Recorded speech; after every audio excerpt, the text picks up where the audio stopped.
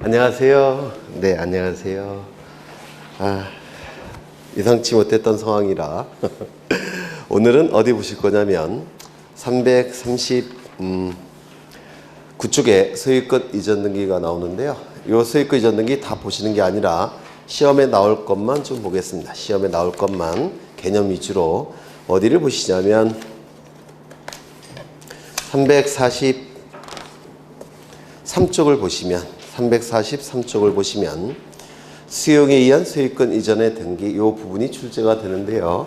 먼저 이걸 다 할 수는 없고 개념 위주로 설명을 드리겠습니다. 수용 민법이나 공법에서도 하실 텐데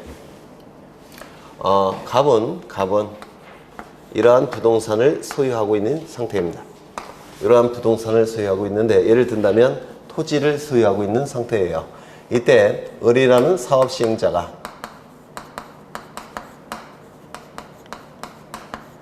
공공사업시행자라는 뜻입니다. 공공사업시행자가 공익적 목적을 달성하기 위해서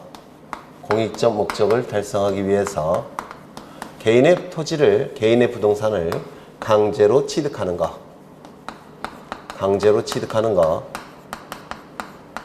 이를 수용이라고 얘기합니다. 수용. 예를 들어서 사업시행자가 갑의 토지를 수용해서 여기다가 대법원 청사를 짓고자 합니다. 대법원 청사를 짓고자 해요. 그러면 대법원 청사를 짓는 것은 공익적 목적으로 짓는 거죠. 맞아요. 따라서 개인의 토지를 강제로 취득하는 것. 이를 수용이라고 얘기합니다.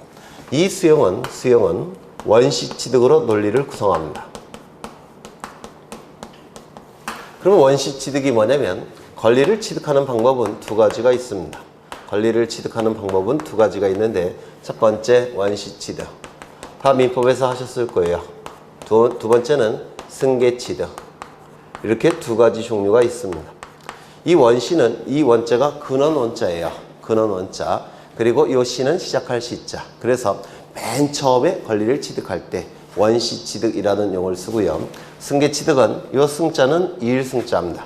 계자도 이일계자고, 따라서 승계취득은 누군가로부터 이어받아서 취득할 때 승계취득 이렇게 불러요.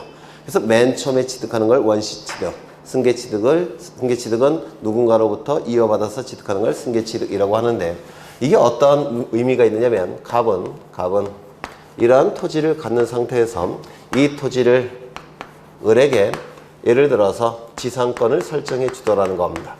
그러면 을은 지상권 등기를 할 테고 지상권을 취득한 상태가 됩니다. 이때 요 갑으로부터 요 병이 이 권리를 취득을 하더라는 겁니다.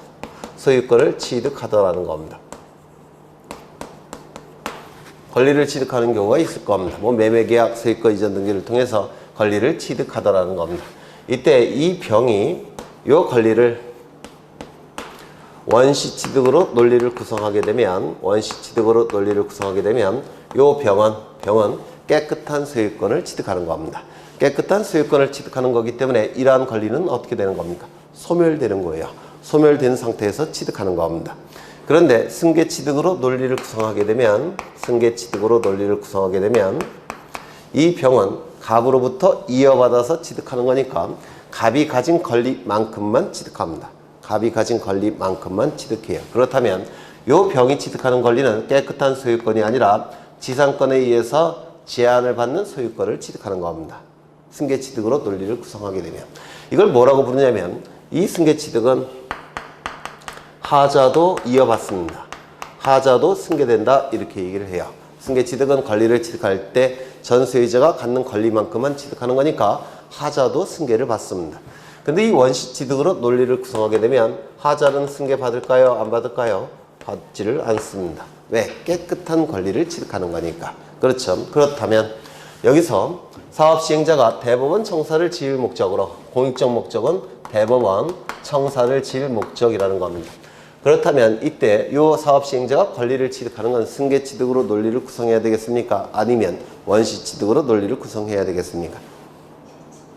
예를 들어서 이 토지에 A가 전세권 등기를 가지고 있다든지 지상권 등기를 가지고 있다든지 저당권 등기를 가진 상태라고 한다면 이 사업 시행자가 대법원 청사를 짓기 위해서는 이 수용을 하는데 이 수용은 원시취득으로 논리를 구성해야 되겠습니까? 승계취득으로 논리를 구성해야 되겠습니까?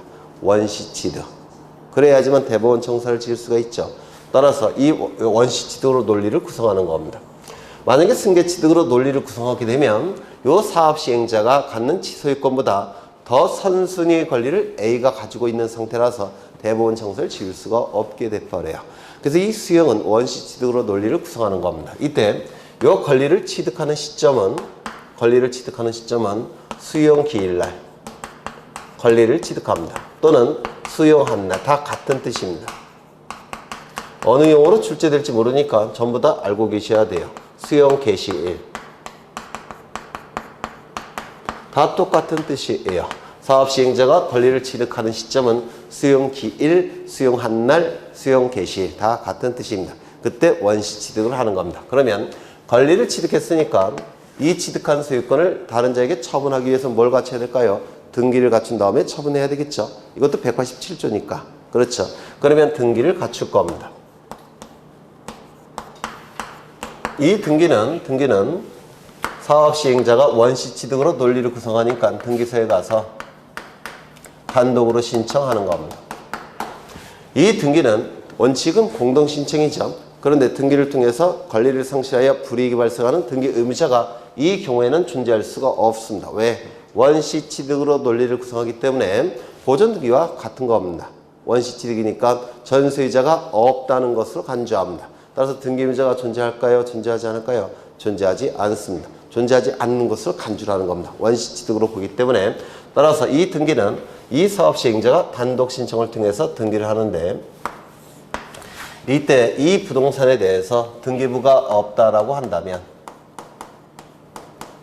이때는 소유권 보존 등기를 신청하면 됩니다. 누구의 이름으로? 사업 시행자 이름으로. 이렇게 보존 등기를 하면 돼요. 등기부가 없다라고 한다면 그런데 등기부가 있다라고 한다면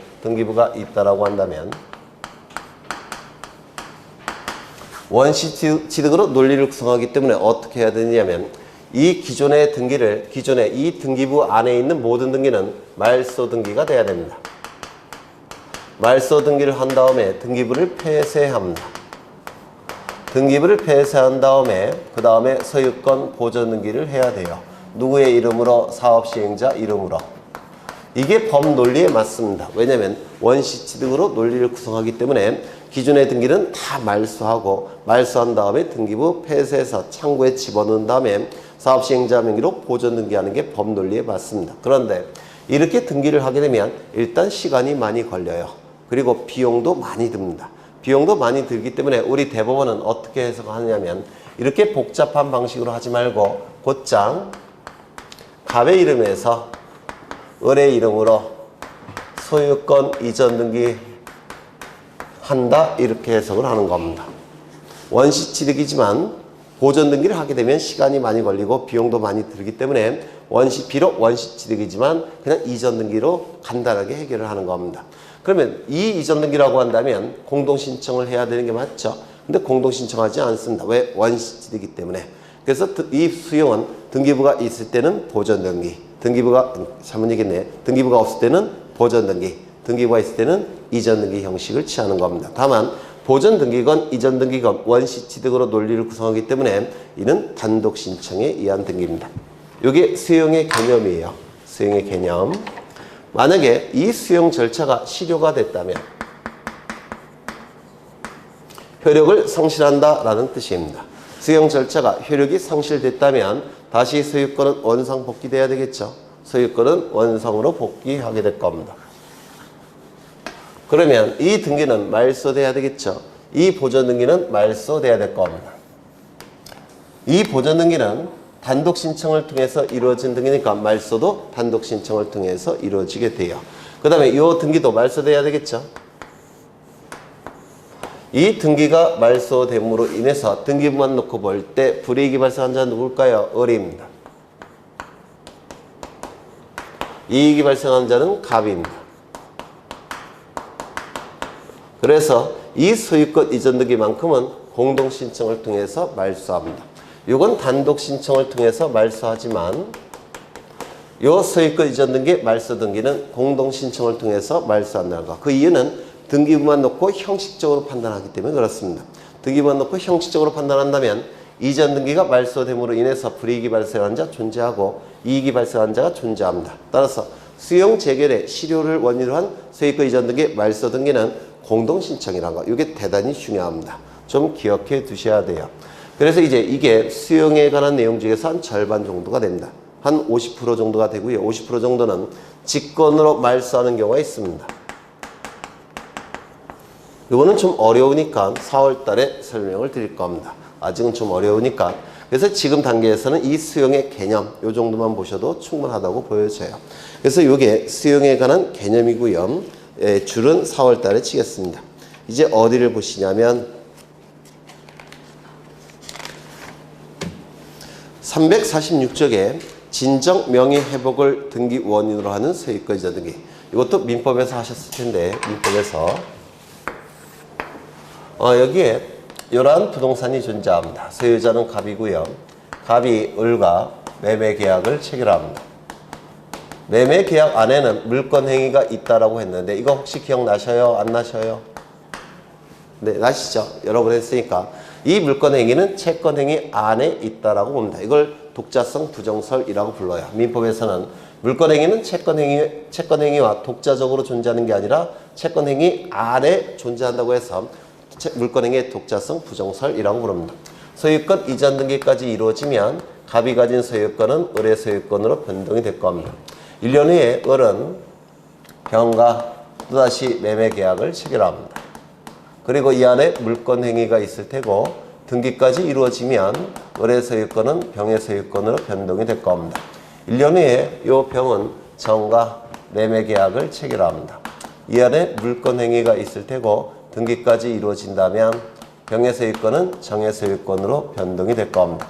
등기부에는 이렇게 등기가 될 거예요.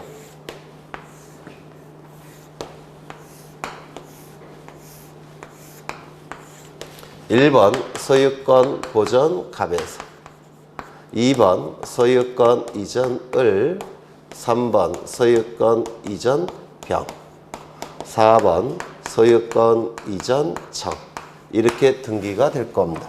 이때 갑과 을 간에 요 매매 계약이 무효 취소 해제가 되면 요 매매 계약이 무효 취소 해제가 되면 그 안에 있는 물권행위도 같이 효력을 상실합니다. 이걸 민법에서 뭐라고 부르냐면 물권행위는 채권행위와 인과관계가 있다고 해서 물권행위의 유인성설이라고 불러요. 유인성설. 채권행위가 실효가 되면 그 안에 있는 물권행위도 같이 효력을 상실한다고 해서 물권행위의 유인성설이라고 부릅니다. 민법에서 하실 거예요. 그러면 이 물권행위 효력이 상실됐으니까 을은 소유권을 취득합니까? 취득 못합니까? 취득을 못해요. 소유권은 자동적으로 갑에게 복귀가 됩니다. 그러면 을은 소유권이 없는 자인데 소유권이 없는 을이 물권행위와 등기를 통해서 병에게 이 부동산을 처분할 수가 있습니까? 없습니까? 없어요. 이걸 뭐라고 부르죠? 무권리자의 처분행위라고 부릅니다. 민법에서 무권리자의 처분행위. 그렇다면 병도 소유권 취득 못할 테고 소유권이 없는 자가 물권행위와 등기를 통해서 정에게 소유권을 처분할 수 있습니까? 없습니까? 없습니다. 따라서 정도 소유권을 취득할 수가 없습니다. 그래서 현재 소유권자는 갑이 되는 것이고 이 정은 소유권이 없는 자예요. 그렇다면 소유권이 없는 자가 등기를 통해서 등기를 갖출 수 있습니까? 없습니까?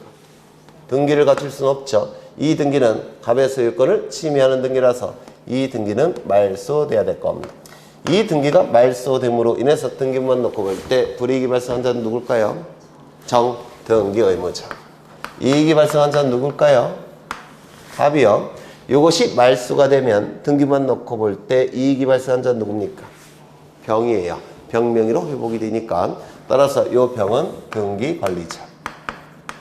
그래서 말소 등기를 통해서 말소 등기 신청을 통해서 이 등기는 말소가 될 겁니다.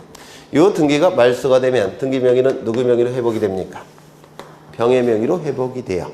그러면 이 병명의 등기는 갑의 소유권을 침해하는 등기죠. 따라서 이 등기도 말소돼야 됩니다. 이 등기가 말소됨으로 인해서 등기부만 놓고 볼 때 불이익이 발생한 자는 누굽니까? 병, 등기 의무자. 이익이 발생한 자는 누굴까요? 이것이 말소되면 등기 명의는 누구 명의로 회복이 됩니까? 을의 명의로 회복이 돼요. 따라서 을은 등기 관리자. 따라서 이렇게 공동신청을 통해서 이 등기는 말소가 될 겁니다. 맞아요. 그럼 이 등기가 말소가 되면, 이 병명의 등기가 말소가 되면 등기 명의는 누구 명의로 회복이 됩니까? 을의 명의로 회복이 되죠. 그렇죠. 이 을명의 등기는 갑의 소유권을 침해하는 등기니까 이것도 말소돼야 됩니다. 이 등기가 말소됨으로 인해서 불이익이 발생한 자는 누굴까요? 을, 등기 의무자. 이익이 발생한 자는 누굴까요? 갑, 등기 관리자. 그래서 이렇게 말소 등기를 공동으로 신청하게 될 겁니다. 그러면 공동 신청을 통해서 이 등기가 이렇게 말소가 될 겁니다. 그러면 드디어 갑은 자신의 등기 명의를 회복한 거죠. 맞아요. 그럼 말소 등기가 몇 건이 나타납니까? 3건이 나타나게 돼요. 이때 요 정, 병, 을은 이러한 등기를 해줄까요? 안 해줄까요? 뭐 돈이 생기는 것도 아닌데 안 해주겠죠. 거의. 그래서 등기 명의를 회복하기가 쉽지 않습니다. 문제는 정만 있는 게 아니라 쭉 연결되어 있을 수가 있어요. 그럼 이거 다 말소돼야 되는데 말소되는 게 쉽지가 않습니다. 그래서 우리 대법원에서는 어떠한 논리를 갖고 왔느냐면 말소 등기를 3건 하는 대신에 그냥 곧장 갑의 이름으로 소유권 이전 등기하라 이렇게 판례를 만들어 놨습니다. 누구의 이름으로? 정의 이름에서 곧장 갑의 이름으로 소유권 이전 등기를 통해서 해결할 수 있다. 이렇게 판례 이론입니다. 판례가 만들어 놓은 이론이에요. 이 소유권 이전 등기는 진정한 등기 명의를 회복할 목적으로 하는 소유권 이전 등기라고 해서 진정 등기 명의 회복을 위한 소유권 이전 등기라고 불러요. 그러면 등기부에서는 이렇게 말소 등기가 3건이 나타나는 게 아니라 이전 등기 1건이 나타납니다.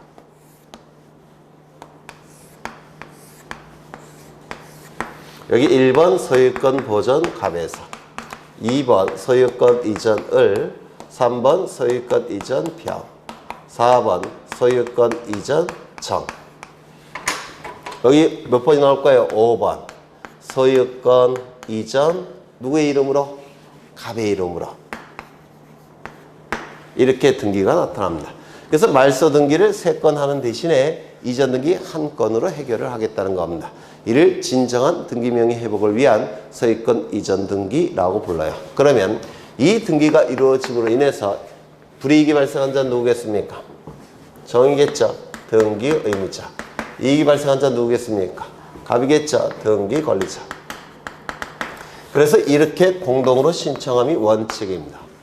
그런데 요 병이, 정이 이거 등기해 줄까요? 안 해줄까요? 안 해주겠죠. 그때는 요 갑은 어떻게 합니까? 판결서를 받아서 단독으로 신청할 수가 있는 겁니다. 원칙은 공동 신청.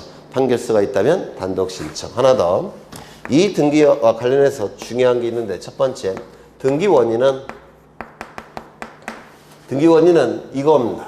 무효 취소 해제, 무권리자의 처분 행위, 무권리자의 처분 행위. 맞죠? 그러면 여기다가 무효 취소 해제, 무권리자의 처분 행위, 무권리자의 처분 행위 이거 다 일일이 기록할 수가 없습니다. 일일이 기록할 수 없으니까 딱 간단한 용어 하나로 만드는 겁니다. 뭐냐면 진정 명의회복 이렇게 간단하게 만들었습니다. 등기원인은 그냥 이렇게 간단하게 여기다 기록하는 겁니다. 또한 등기원인 날짜를 기록해야 되는데 그 연월일, 등기원인 연월일.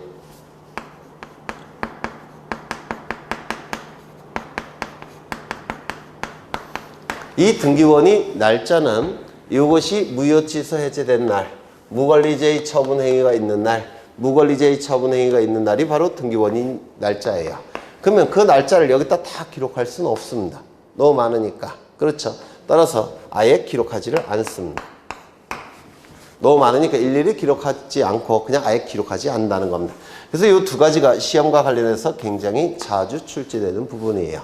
요게 등기원인은 진정명의 회복, 날짜는 기록하지 않는다. 이걸 좀 보시면 돼요. 요게 이제 진정명의 회복을 등기원인으로 하는 소유권 이전 등기라고 얘기하는데요. 시험에 나올 문구, 이게 시험에 나올 거 다예요. 그건 거의 95%를 한 겁니다. 요거는. 네.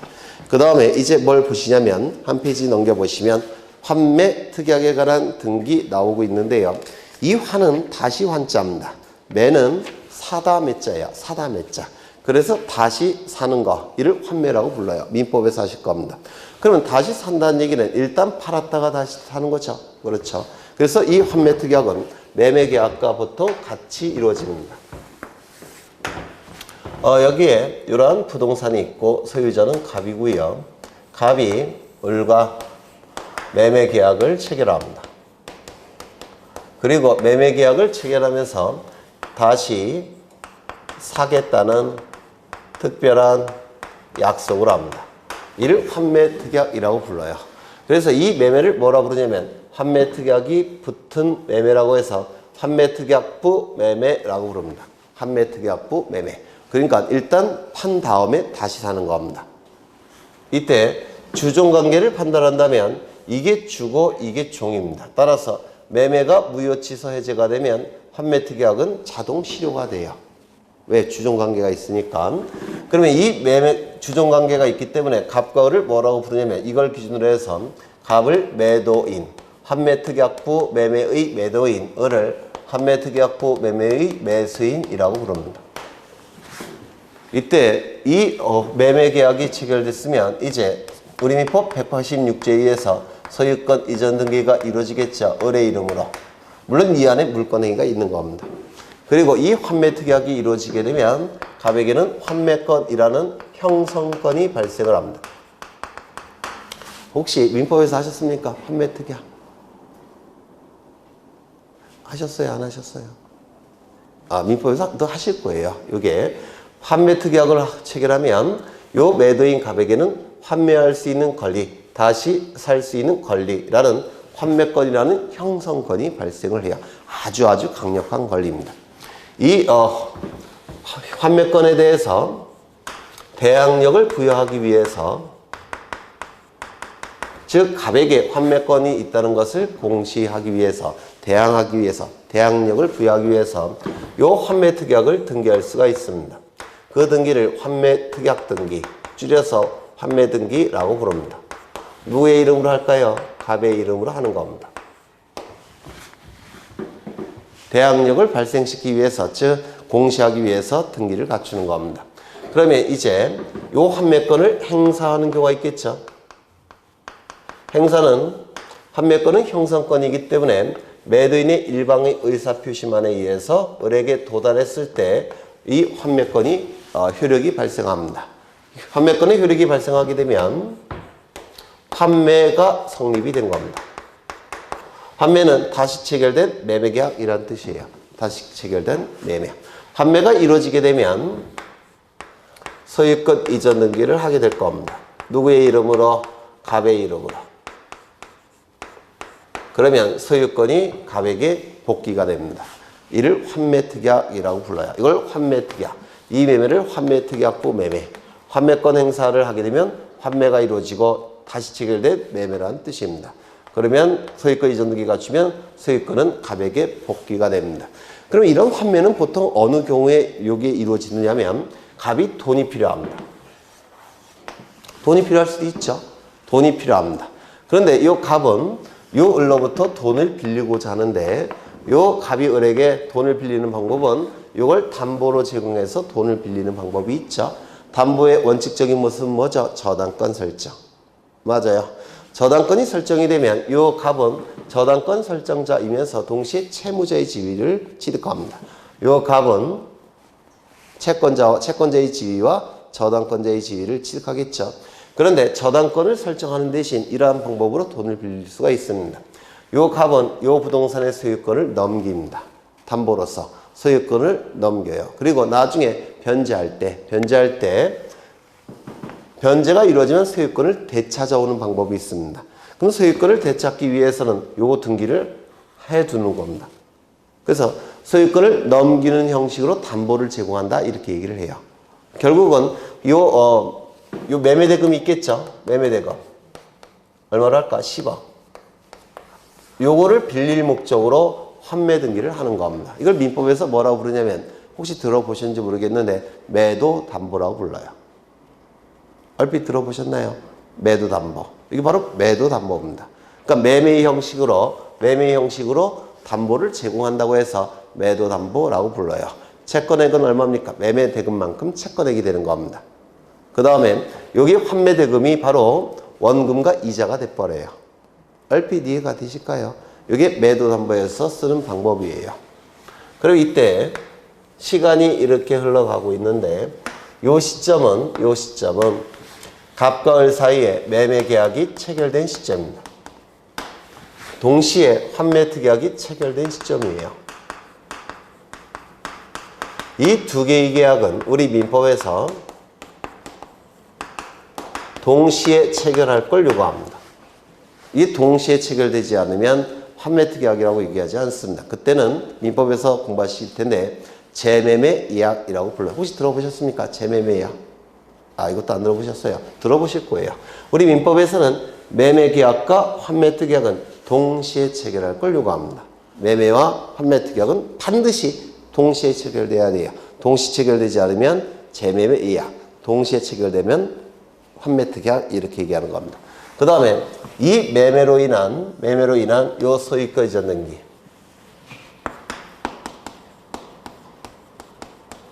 그리고 요 환매 특약으로 인한 환매 등기. 환매 특약으로 인한 환매 등기는 우리 등기법에서는 동시에 신청할 걸 요구합니다. 민법의 취지를 받아들여서 우리 등기법에서도 요 두 개의 등기는 동시에 신청할 걸 요구합니다. 만약에 동시에 신청하지 않게 되면 이건 환매 특약 등기가 아니에요. 이때는 동시에 신청하지 않을 때는 가등기를 하는 겁니다.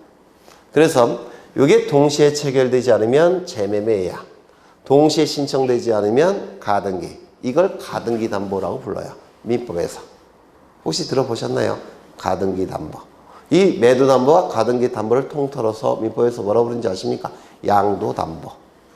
다 민법에서 공부하실 내용이에요. 동시에 신청을 해야 됩니다. 꼭 외워두셔야 돼요. 동시에 신청하지만 신청 정보는 별개로 작성해서 등기소에 제공을 해야 됩니다. 이게 어떠한 등기와 차이점이 있느냐면 나중에 하시겠지만 소유권 이전 등기와 신탁 등기를 하는 경우가 있습니다. 이건 4월 달에 신탁 등기를 공부하실 건데요. 우리 등기법에서 가장 어려운 등기 중에 하나인데 이 두 개의 등기는 한 건의 신청 정보로 신청합니다.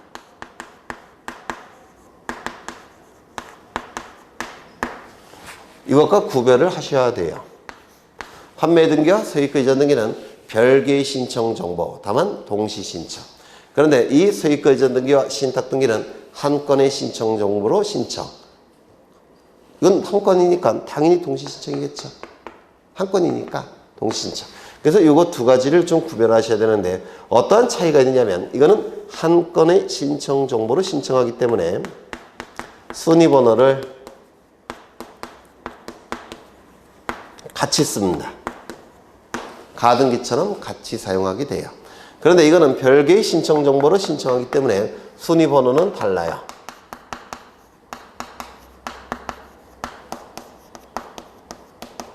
이렇게 달라집니다.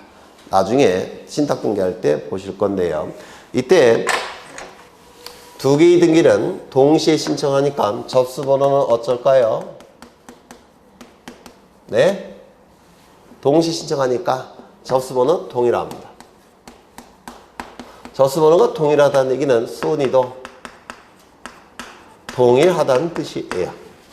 순위는 동일한데 신청 정보가 별개로 작성돼서 순위번호는 따로 부여돼야 되죠. 맞아요. 여기는 순위번호를 같은 번호를 부여합니다. 왜? 한 건의 신청 정보니까. 여기는 별개로 이 신청 정보니까 순위번호는 별개예요. 그런데 같아야 됩니다.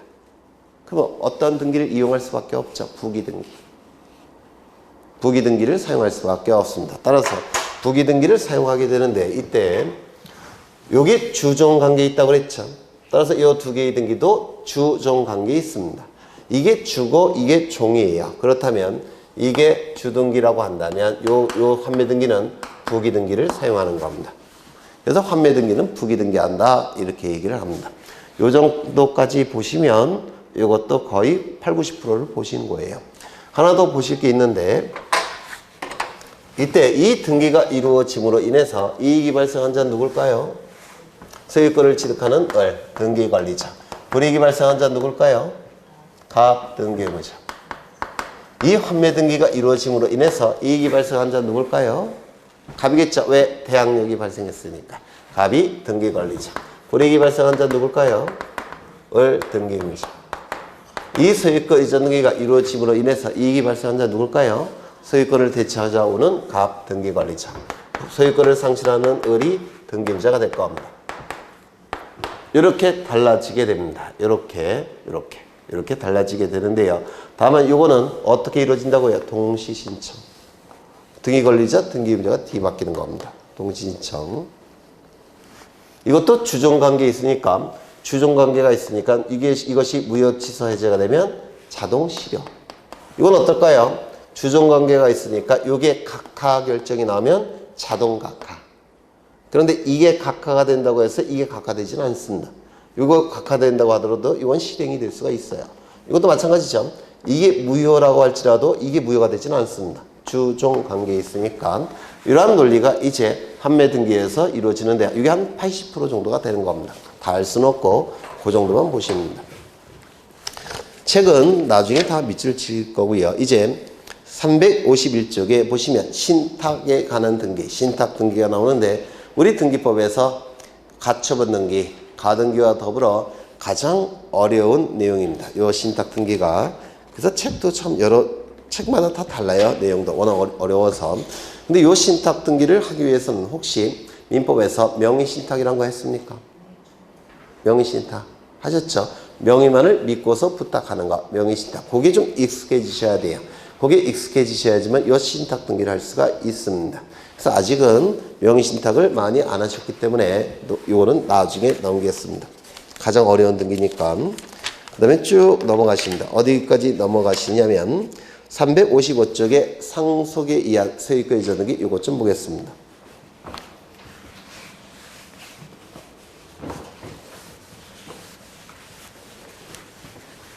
지난주에 뭘 보셨느냐면 상속등기를 보신 적이 있어요. 상속등기와 상속인에 의한 등기를 구별하신 적이 있는데 이번에는 상속인이 여러 명일 때를 좀 보겠습니다. 갑에게는 자식이 셋이 있습니다. A, B, C 이렇게 자식이 셋이 있는데 이때 상속등기를 볼 거예요. 지난주에는 상속인이 한 명일 때 이번 주에는 상속인이 여러 명일 때. 그런데 상속분 계산할 때 좀 복잡해지니까 배우자는 제가 미리 죽였습니다. 배우자는 없다고 좀 간주하겠습니다. 배우자가 있으면 상속인보다 0.5배를 더 받아요. 그래서 계산이 복잡해지니까 미리 없앴습니다. 자식들만 있어요. 그러면 이 갑이 사망하게 되면 이 갑을 비상속인이라고 부릅니다. 그러면 비상속인이 가지고 있는 모든 재산적 권리와 의무는 포괄해서 즉 하나도 빠짐없이 승계가 이루어집니다. 누구에게? 상속인에게. 이를 뭐라고 부르냐면 상속이라고 부릅니다. 이때 요 ABC는 상속분이 결정이 돼야 되겠죠. 여러 명이니까. 근데 이 상속분은 보통 갑이 지정을 해줍니다. 너는 이거 갖고 너는 이거 갖고 너는 이거를 가져라. 또는 부동산이 하나일 때 한 절반은 장남 네가 갖고 뭐 둘은 차남과 뭐 셋째는 반씩 나눠 가져라. 그래서 25%, 50% 이렇게 보통 지정해 주는 게 원칙이에요. 그런데 급하게 돌아가실 때는 지정 못하고 돌아가실 때도 있죠. 그때를 대비해서 법에서는 상속분을 정해놨습니다. 이를 법정상속분이라고 하는데 법정상속분은 공정하게 똑같이 나눠 갖는 겁니다. 지정상속분이 없을 때는 법정상속분이 적용이 돼요. 그래서 3분의 1씩 취득합니다. 이때 요 ABC는 3분의 1씩 소유권을 취득할 텐데 어느 시점에 취득합니까? 상속 개시 시 비상속인 사망 시에 요 상속인 ABC는 3분의 1씩 취득할 겁니다. 취득한 권리를 다른 자에게 처분하기 위해선 등기를 갖춘 다음에 처분해야 되죠. 따라서 요 ABC는 등기를 갖추는데 그 등기의 원인은 상속을 원인으로 한 소유권 이전 등기예요. 줄여서 상속등기라고 얘기하겠죠. 그런데 만약에 갑이 가진 권리가 소유권이 아니라 전세권이라고 한다면 상속을 원인으로 한 소유권 이전 등기가 아니라 상속을 원인으로 한 전세권 이전 등기가 될 겁니다. 임차권이라고 한다면 상속을 원인으로 한 임차권 이전 등기가 될 거예요. 그렇죠? 그래서 상속을 원인으로 한 등기는 전부 다 상속등기라고 하는데요. 이때 이 등기는 등기부에 A가 3분의 1 나와야 되고 B도 3분의 1 나와야 되고 C도 3분의 1이 나와야 될 겁니다. 맞아요. 이걸 법정 상속분에 의한 상속등기라고 부릅니다.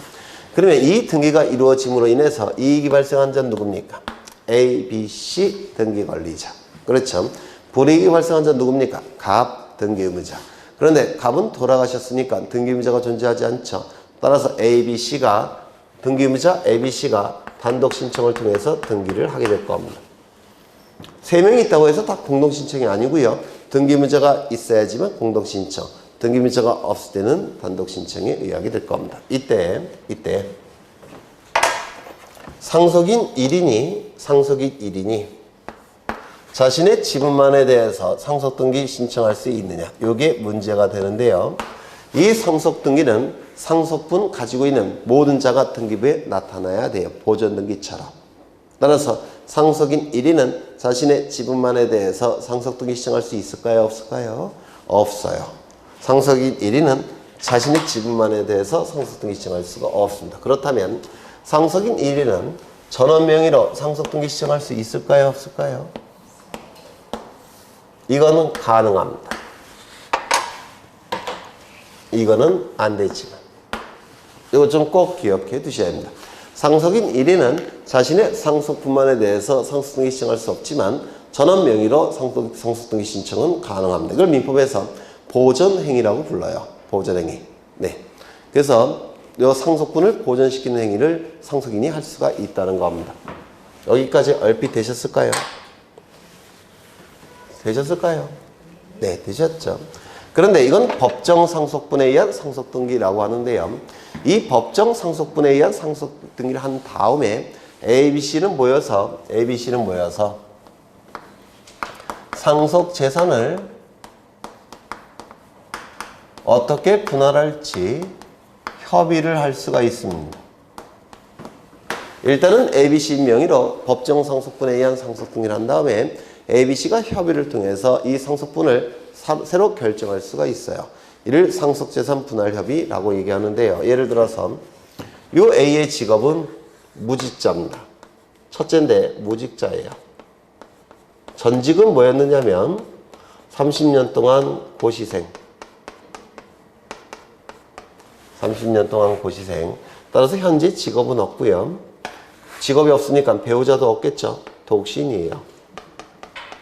그런데 맞입니다. 맞으니까 재산은 지내야 되겠죠.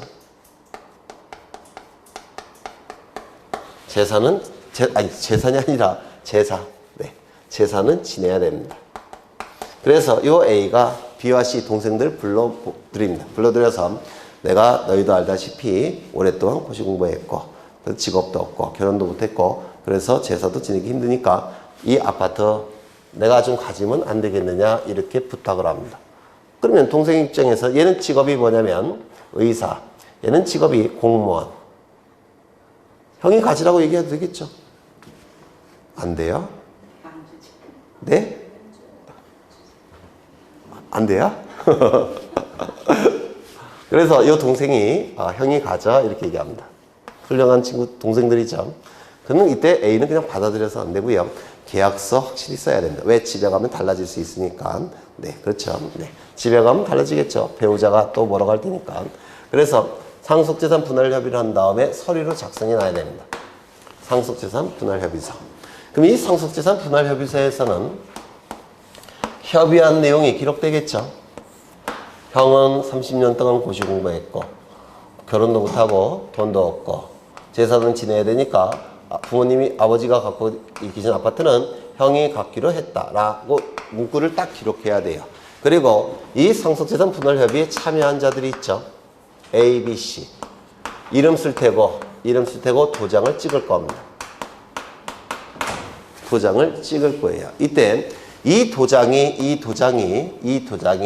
진짜 ABC 도장인지를 등기관에게 확인을 시켜야 됩니다. 이때 따라서 이 ABC는 상속재산 분할협의서를 등기소에 제공할 때는 인감증명을 첨부합니다. 이거 꼭 외워두셔야 돼요. 인감증명을 첨부해야 돼요.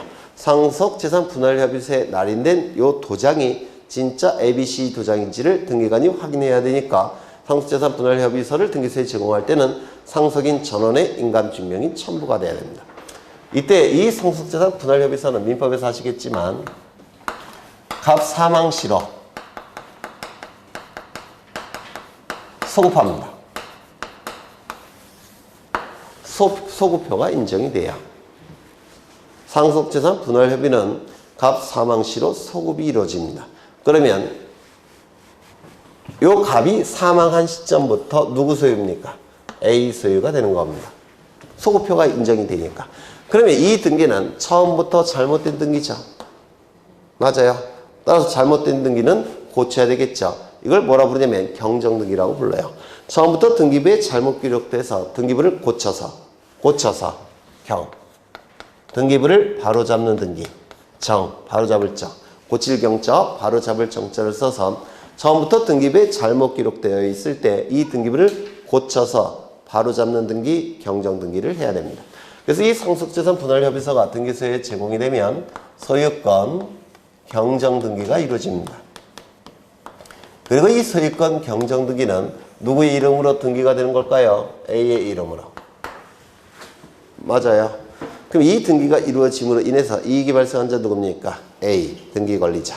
불이익이 발생한 자는 누굴까요? B, C, 등기부자. 따라서 이는 공동신청을 통해서 등기가 이루어집니다. 이게 특이한 게 상속등기 일종인데도 불구하고 공동신청이라는 겁니다. 그래서 이 상속등기는 세 가지 종류가 있습니다. 첫 번째, 법정 상속분에 의한 상속등기. 두 번째, 상속재산 분할협의로 인한 소유권 경정등기. 세 번째 뭐가 있느냐면 갑이 사망한 다음에 A, B, C가 모여서 상속재산 분할협의를 합니다.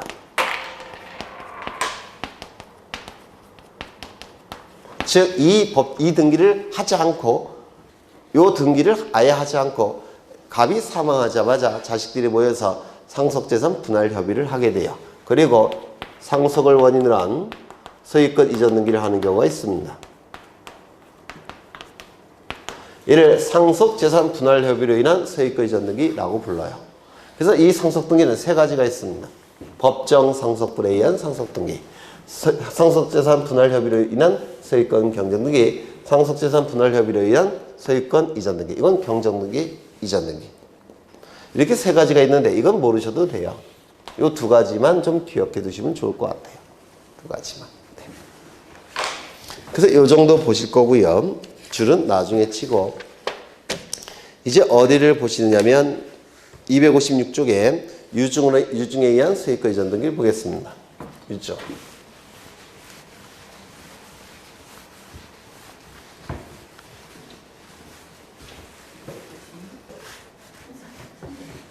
(356조) 유증에 의한 소유권 이전 등기 나오죠. 이것도 우리 시험에 자주 나오는 건데요. 갑은 이러한 부동산을 소유하고 있는데 갑이 을에게 유언을 통해서 증여를 하는 경우가 있습니다. 이를 유증이라고 불러요. 유언을 통한 증여.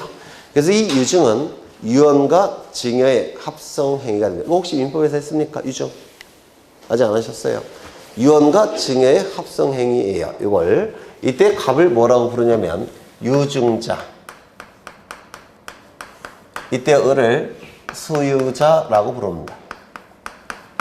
그래서 유증을 하는 자, 유증을 받는 자 이렇게 불러요. 이때 이 용어는 이걸 진으로 했을 때 갑과 을에게 이름을 붙인 거고요. 이걸 기준으로 하게 되면 이 값을 증여자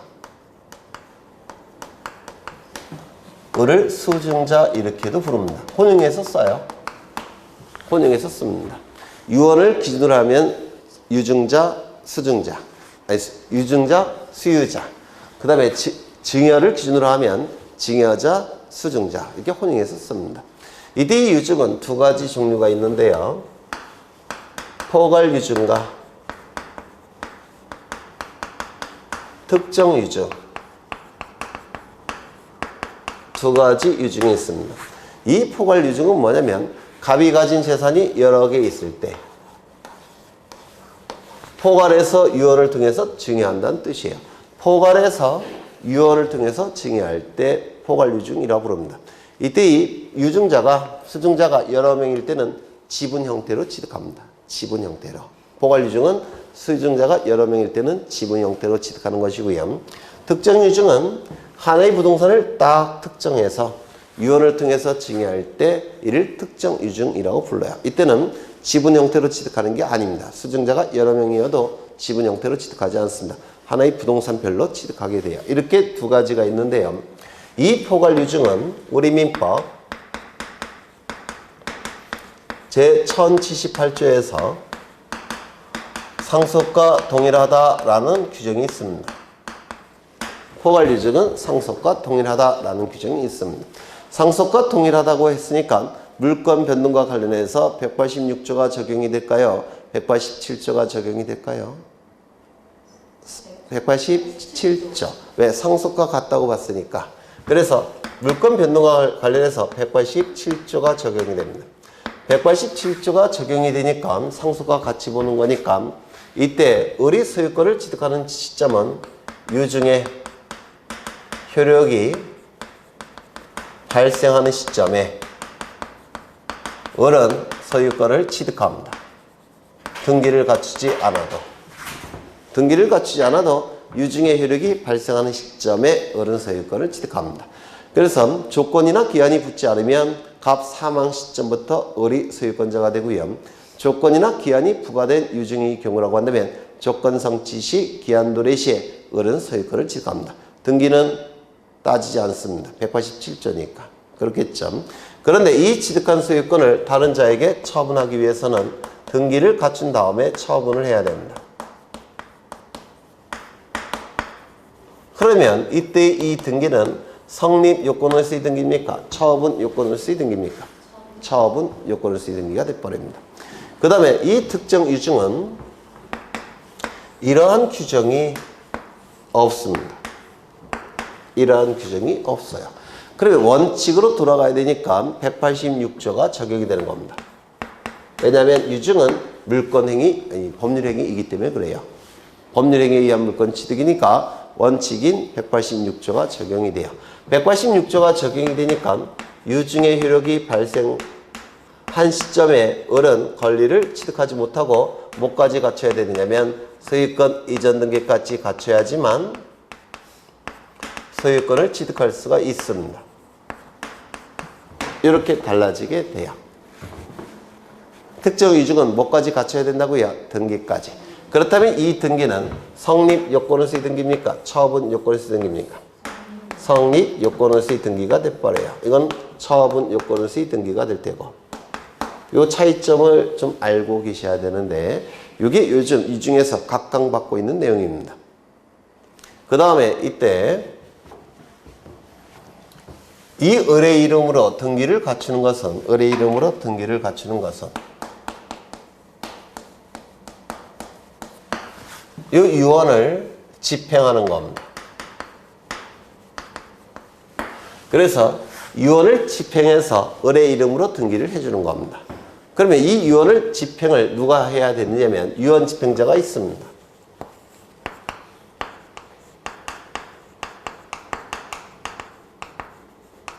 왜? 재벌들이 돌아가시면 변호사가 재벌의 가족들 다 모아놓고 유언장 공개하겠습니다 뭐 이렇게 얘기하는 드라마 같은 거 있었죠. 그때 변호사가 유언 집행자예요, 보통. 근데 이 유언 집행자는 보통 이 유증자가 지정을 보통 해줍니다. 그래서 지정 유언 집행자가 원칙인데요.